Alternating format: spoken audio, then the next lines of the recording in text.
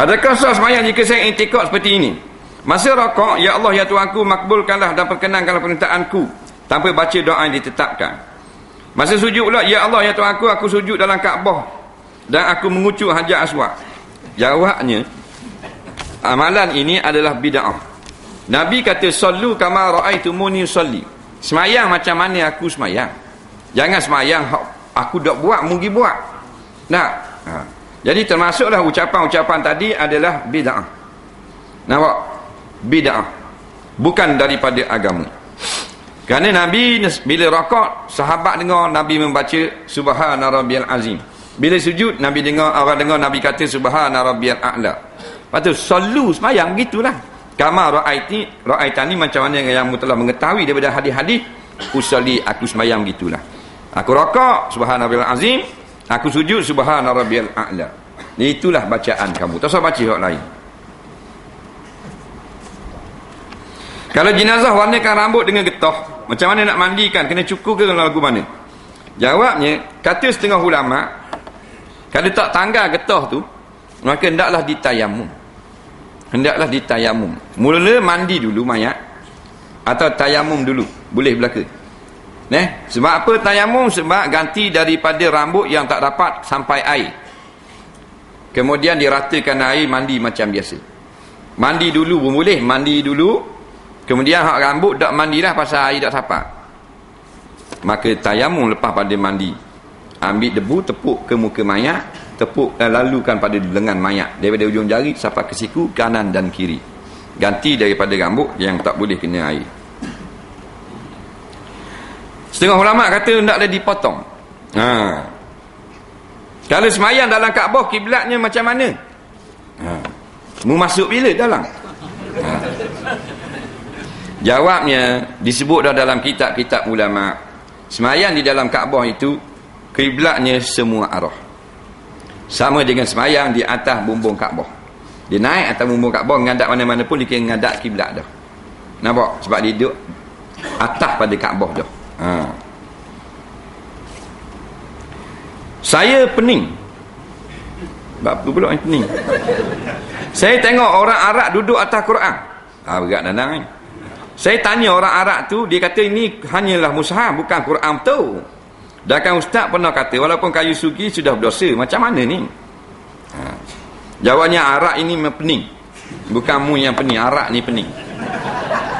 Mu tak usah pening lah, Arab ni pening. Bukan kita kata haram letak satu-satu tindih atas Quran. Ini ijma' ulama'. Bukan kita kata, kita hanya menyampai. Bukan fatwa kita. Dia tengok seorang Arab duduk atas Quran. Nampak? Sedangkan sebut dalam kitab-kitab tauhid, barang siapa yang sengaja menghina Al-Quran seperti dipijaknya atau diduduknya dengan punggungnya, maka jadi kafir. Jadi Arab ni yang pening, mu tak pening. Ayah saya pernah kata, kalau kita belajar mustahil kita akan gagal. Kalau kita gagal, maknanya kita belum cukup usaha. Rasak dah akidah macam ni, rasak. Sebab kita ini Tuhan beri fikiran dan kederak. Fikiran ni maknanya akal. Lepas tu kekuatan jasmani. Dengan dua inilah kita ada ikhtiar dan usaha. Tetapi yang menjayakan Allah Subhanahu wa ta'ala. Kalau tiap kejayaan wajib berjaya, maka jadilah akidah orang itu Qadariyah. Nabi kata Al-Qadariyah majusu hazihil ummah. Qadariyah ni majusi umat Muhammad. Maknanya sesat. Bukan mustahil. Nabi kata man jadda wajada. Man jadda, siapa yang bersungguh-sungguh, niscaya berjaya. Niscaya benda maknanya. Pada ghalibnya dia akan berjaya. Bukan wajib. Tidak ada sesuatu pun usaha kita yang mesti menghasilkan kejayaan. Masya Allah kana. Itu konsep kita. Apa yang Tuhan kandak, kana barulah berlaku. Nampak? Jadi kalau pegangan kita mesti berjaya, tak ada beza akidah kita dengan Jepun, dengan Perancis, dengan Amerika. Bila tak berjaya, terjun bangunan. Nampak? Kita kan ahli sunnah wal jamaah, antara Jabariyah dan Qadariyah. Pegang dalam hati kita hak Jabariyah. Kalau Tuhan kandak, pasti jadi. Aku selagu mana pun, kalau Tuhan tak kandak, tidak akan jadi. Dalam. Hak luar pula, usaha. Nampak? Kuat dengan berusaha. Jadi comel selalu. Tak berjaya, Tuhan tak izin lagi. Berjaya bukan bijak aku, Alhamdulillah. Baru betul. Soalan seterusnya. Saya pernah berkata, cikgu saya pernah kata, Nabi pun pernah tinggal semayang. Lepas tu Nabi qada. Nak menunjukkan kepada kita bahawa qada itu ada dalam syariat. Betul ke? Betul lah. Cikgu awak betul lah. Tapi Nabi tinggal bukan kerana Nabi malah. Nabi tinggal bukan kerana Nabi cuai. Kerana seorang pernah laki-laki, sahabat ditanya, adakah kita cuai daripada semayang? Kan? Bukan cuai. Kata ulama'-ulama', Nabi tinggal 2 kali semayang. Nampak? Yang pertama semayang subuh, satu lagi semayang asar. Semayang asar. Untuk mengajar syariat. Jadi bila Nabi buat lagu tu adalah daripada perintah Allah Subhanahu wa ta'ala. Ni ulama kata, supaya kita dapat belajar hukum-hukum qada. Kerana Nabi tak pernah cuai. Nabi tak saja jaga, tidur pun dia jaga. Yang tidur hanya mata para Nabi. Nampak? Jadi cikgu ni betul. Betul-betul juga. Dia tak kira ustaz dah betul. Tak betul kan? Adakah membazir kalau kita beli barang jenama kerana barang jenama mahal lebih mahal daripada barang yang tidak berjenama? Dia kata boleh tak kita beli barang yang ada branded, yang berjenama, sebab biasanya lebih mahal. Jawabnya boleh. Boleh. Berjenama ni bukan mesti maknanya benda ni bermaksud membazir tak. Berjenama maknanya barang ini bermutu tinggi.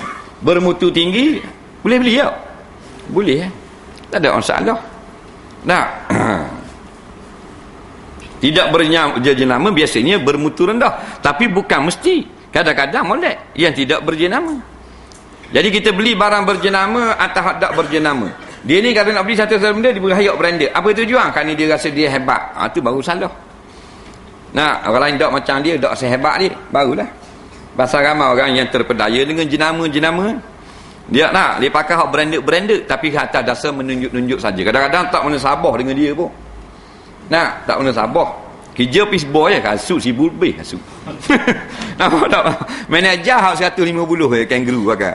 Tapi tak mana sabah. Jadi membazir ni gini. Kalau kita layak, maka kita pun belilah dengan kelayakan kita.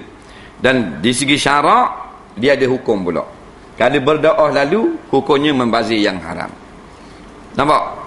Contohnya kita orang kaya, pendapatan 30,000 sebulan. Orang 30,000 sebulan ni layak tak pakai jam harga 10,000 tu? Layak lah. Nampak? Pasal pendapatan ni 30,000 sebulan.